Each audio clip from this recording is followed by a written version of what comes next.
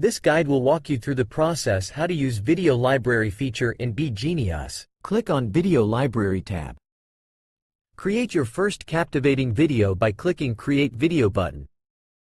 Or click on Screen Recorder button to record screen. Click here to stop recording.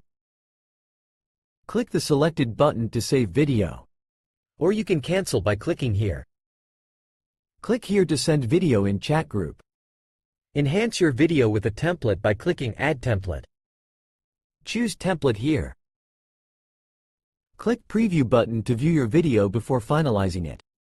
Now, select Groups, Chats from the list. After selecting Groups, click Share button to share video. Or you can copy the link to share your video. Click here to download video. And select the option Yes to download or No to cancel. Click here to download video as GIF format.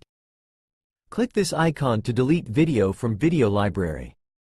Here you can choose Yes to delete or No to cancel. This guide covers the steps required to how to use Video Library in BeGeniUs.